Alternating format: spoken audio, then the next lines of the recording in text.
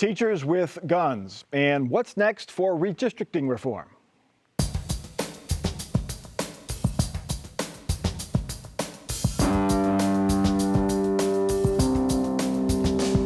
Joining us on Columbus on the Record this week, Daryl Rowland, senior reporter for the Columbus Dispatch, Sam Gresham of Common Cause Ohio, and Gene Krebs, former state legislator.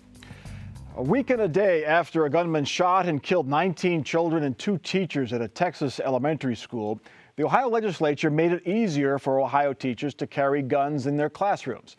Lawmakers gave final approval to a bill that would set 24 hours of training as the standard for employees and volunteers to carry guns in schools.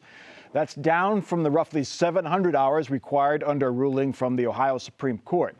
Supporters of the move say it will protect kids from active shooters. Opponents say it will not stop shooters and will make classrooms more dangerous.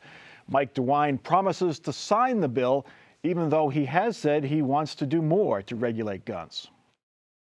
What I have an obligation of doing is getting done what is doable, what is possible. It doesn't do a lot of good, and people can spend a lot of time talking about things that can't get done. I can count votes. I can see what's going on. Look, my job is to get as much done as I can that will actually get done. Gene Krebs, sounds like the governor's given up. I can't argue that. At least on this topic, he understands what he's doing with inside the legislature. That is going to be, it's all about, Second Amendment on this. And on the topic of all this, the thing that brought me up short, I was willing to give this some consideration until somebody pointed out to me, so you're a teacher, maybe a male teacher, with a gun in the hallway because there's a shooter in the school and the police come in, they're going to assume that you are the mass shooter going on here and you're dead before you can say, I teach social studies. Yeah. This is why, if you look at other states who have done this, this is not going to be that widely adopted. Sam, arming teachers, not a good idea? I think it's the most absurd thing you can do. Teachers are teachers because they like teaching. People who want to carry guns have other occupations that they can go to. I don't think it's a good idea, and I always wondered to myself, but suppose 2 teachers got angry at each other and they have these guns at school, and it may be something sensitive about wives or something. I don't think that's a good idea. But I know how I came up with the formula of how to get rid of all these gun bills. I propose to give 175,000 AR-15s to African-American males across this country, 175.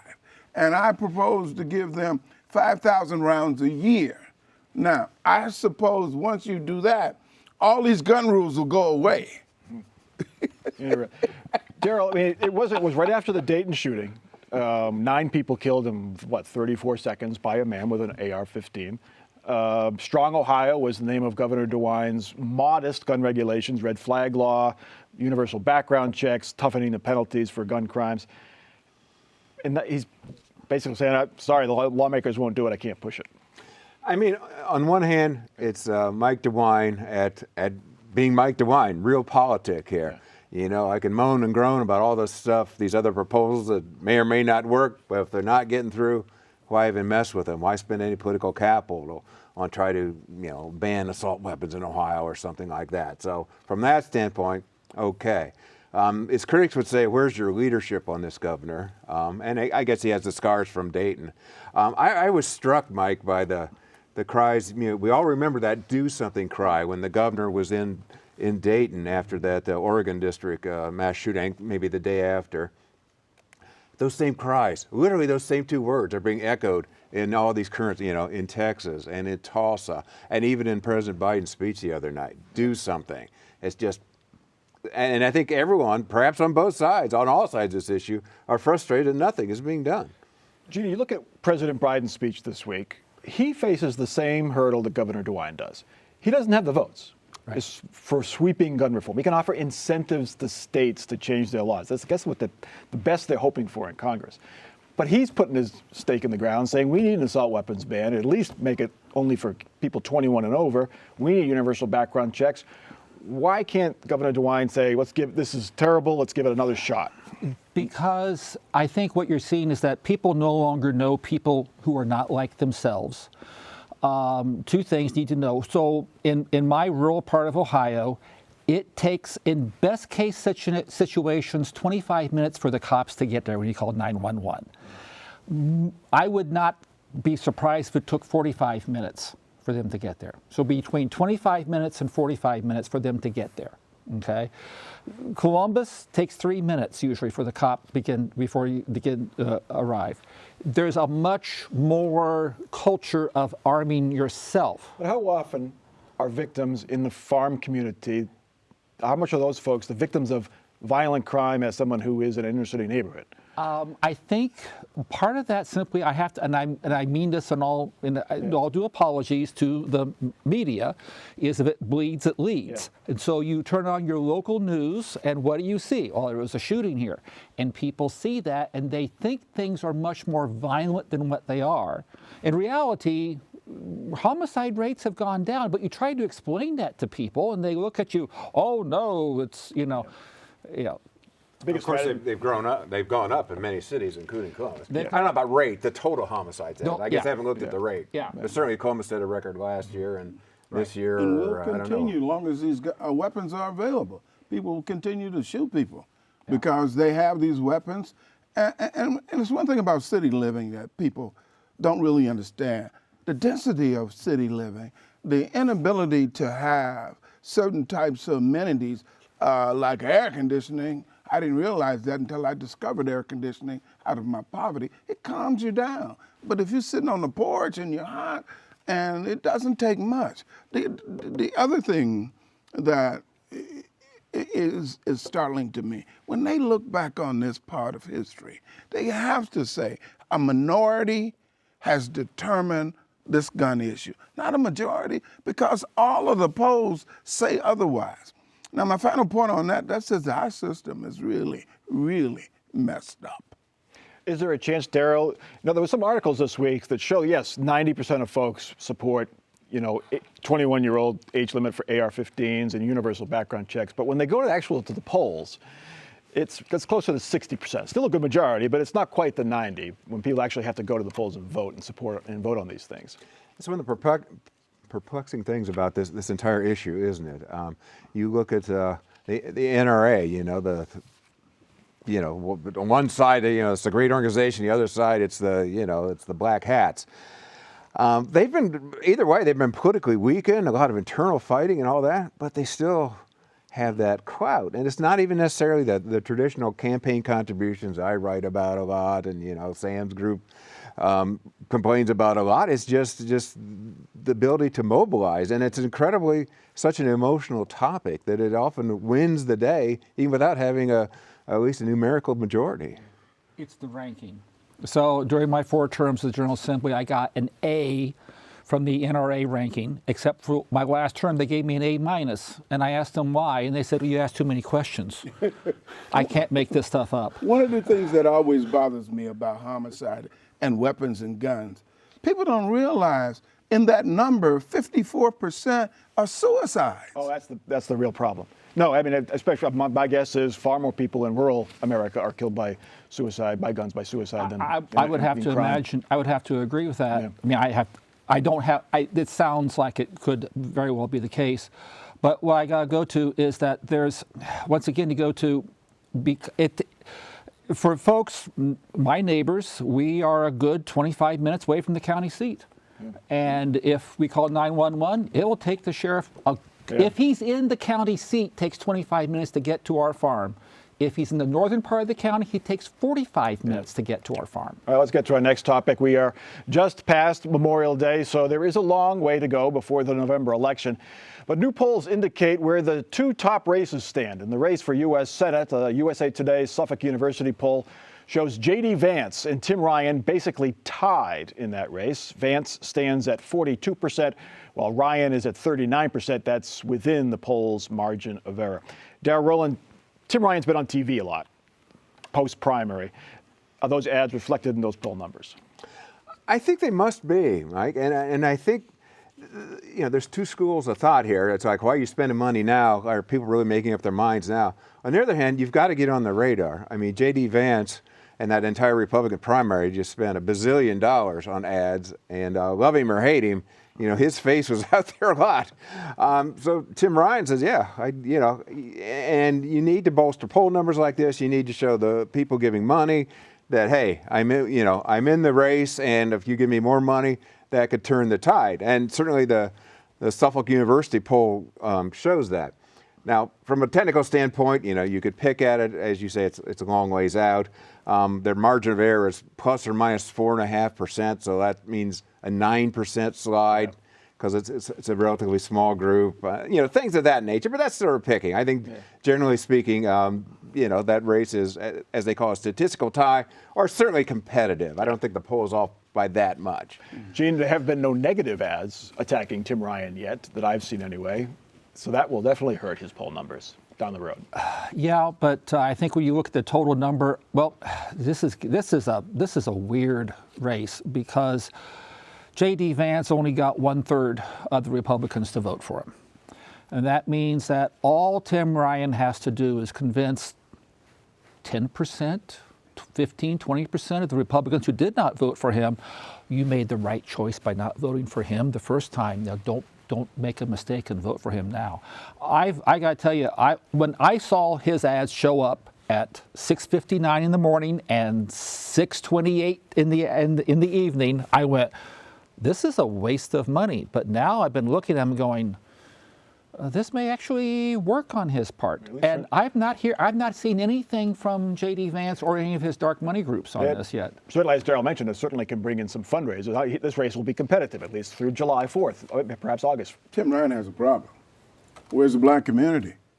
When have we heard in one of them commercials something that's important to us? The scuttlebutt I get and people who talk to me is he a Democrat? He's running as a Trump Democrat. That won't work in the African-American community. No, that's not going to work in the African-American community. So I am not sure that everything in heaven is going to be okay. And eventually somebody in the black community is going to confront him on this issue. Where's our stuff? That's what politics is about. Where's our stuff? You're not talking about our issues. And this has been in the back of black people's minds for a long time, that the Democrats are waiting for the Trump people to come back. So our issues are not that important.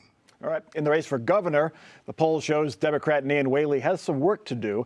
The Democrat trails Governor DeWine 45% to 30%. There is an independent in this race, Neil Peterson. He is at 10%. Darrell, an incumbent facing re-election, how odd is that gap, 15 points?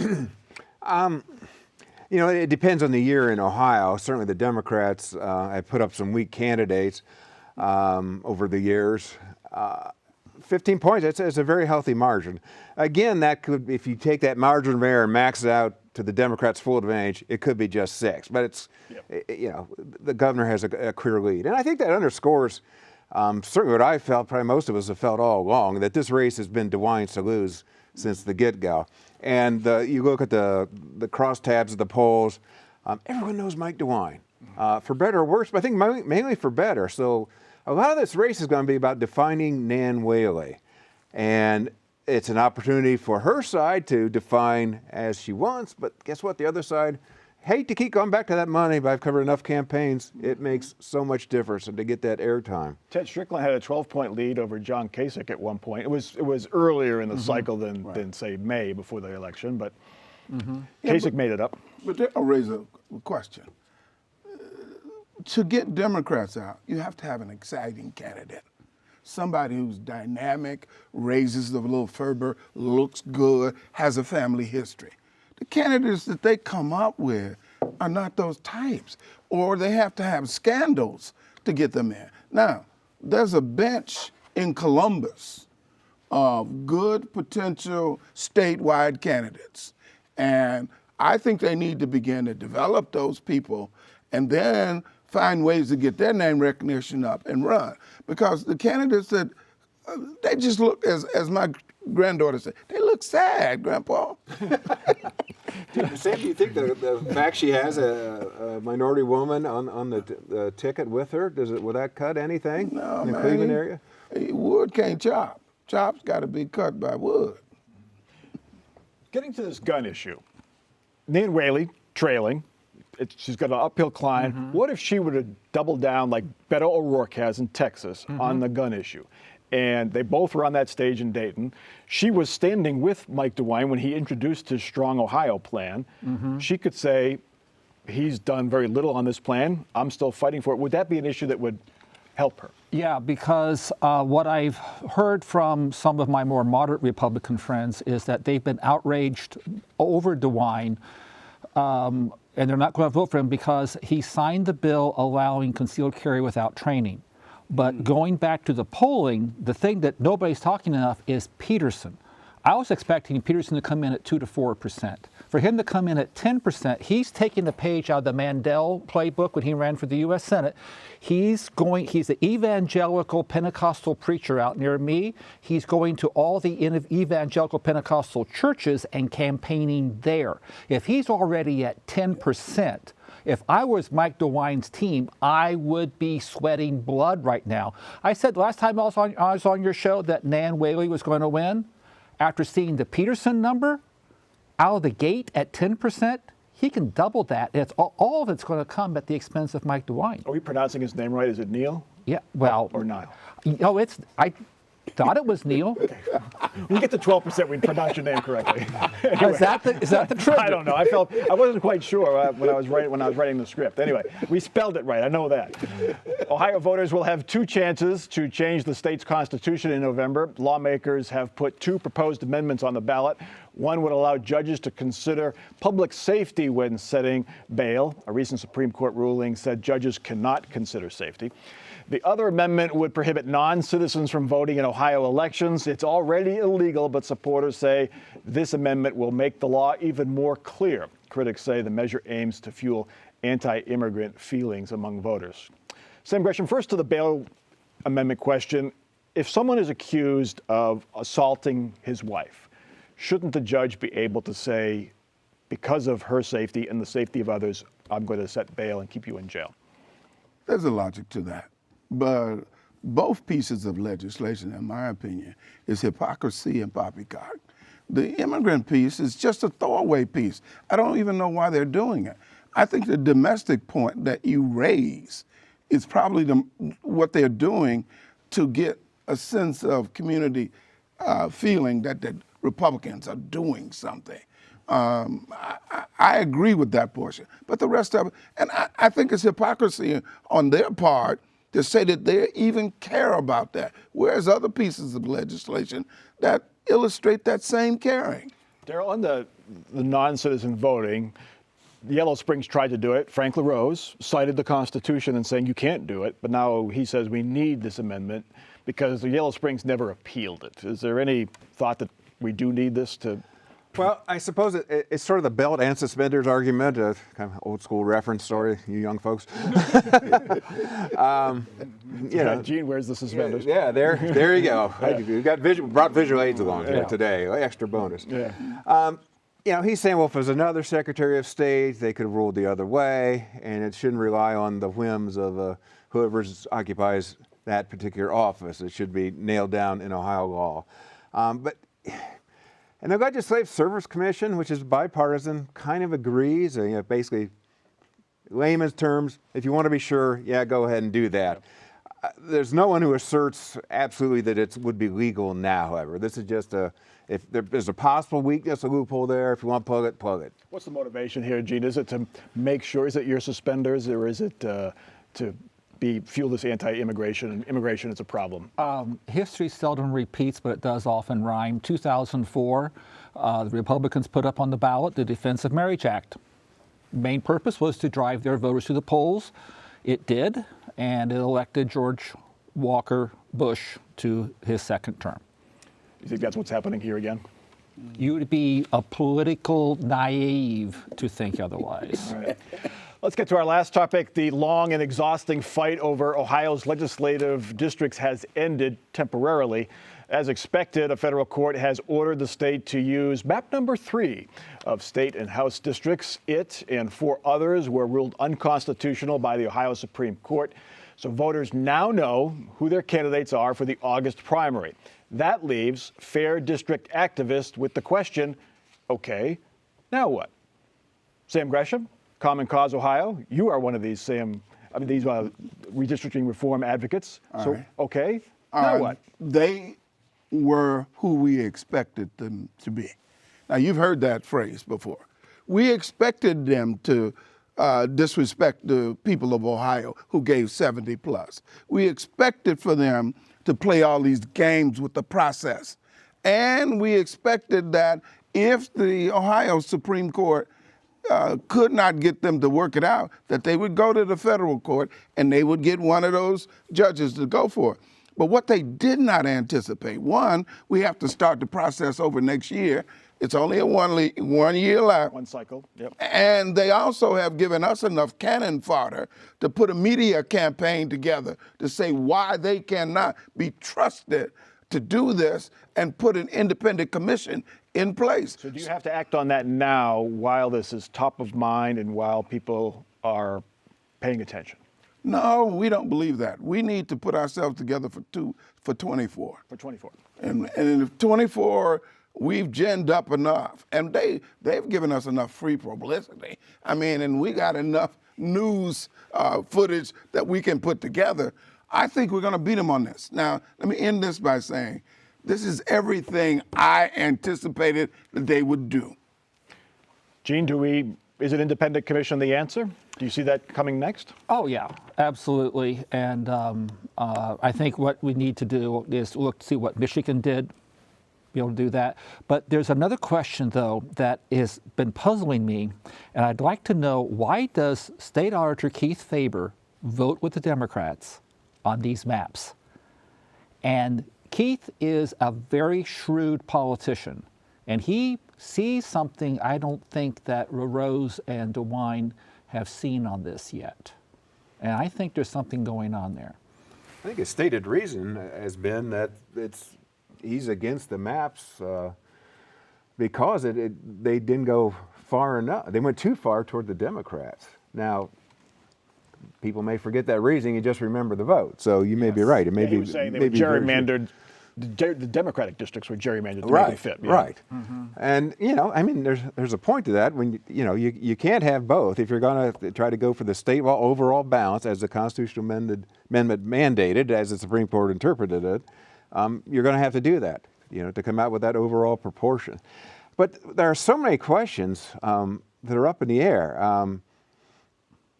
Is the constitutional amendment that was passed in Ohio in 2015, I think, for the legislative, is that even in effect anymore? Is that even Relevant. is that relevant, or are we just sort of in no man's land now? I mean, that was designed to happen after the census. Well, we've got one election in, as Sam points out, after the census has been taken care of now. Now we got 2024 maps for that year. Who decides? How does that work? I think the answer is no. It's no man's land. We do until we do it, until we figure it out. I again point out the lawlessness, the total disregard for the Constitution. There's nothing sacred about it. I grew up in a time where the Constitution was sacred. You don't do that. And it also shows one thing, the pure political, ruthless grabs that Republicans use. An independent commission, Gene, you mentioned Michigan. They have it. It's in place for this year. Outsiders have said it has created more fair maps for the state of Michigan, but it's still being challenged. Yes. There's one more reform, too, that I think we need. And full disclosure, as always, I'm actively involved in the effort pro bono to bring ranked choice voting to Ohio. I got to tell you, that combined with fair maps, it solve a lot of problems we have here in Ohio from getting people of quality elected. All right, let's get to our final off-the-record parting shots, predictions perhaps for the weeks ahead. Gene Krebs, you're first. Joyce Barrett, the executive director of Heritage Ohio, is retiring this coming Tuesday. Her organization has done more to revitalize downtowns, both small and large cities, than most people know. 16 years ago, Joyce, Senator Shurey, and I drafted and passed the State Historic Tax Credit for Rehabilitation. That has done quite a lot, and I wish Joyce well in retirement. She can retire knowing she's changed the face of Ohio and made it more attractive to attract our young people to come back home. All right. Sam Gresham. I'm trying to convince my colleagues to put a ballot on the initiative for an independent commission using some model. And I want to thank the Republican Party for giving us ample campaign information. All right. And Darrell. In the coming week, we're going to see the January 6th U.S. House Select Committee in prime time. You know, the long-awaited presentation on what happened, what sparked that riot, the insurrection. And the Republicans, led by, of course, former President Trump, are going to do some counter-programming. I think the interesting thing, especially for Ohioans, is that Jim Jordan is likely going to be featured on both sides of that. So it'll be interesting viewing for those of us in Ohio. They begin Thursday night in Washington, prime time, 8 o'clock start time. The Ohio Control Commission has set the date for legal gambling in Ohio. It's January 1st, just in time for the NFL playoffs and the Super Bowl, but too late to bet on the Buckeyes, legally anyway, this year.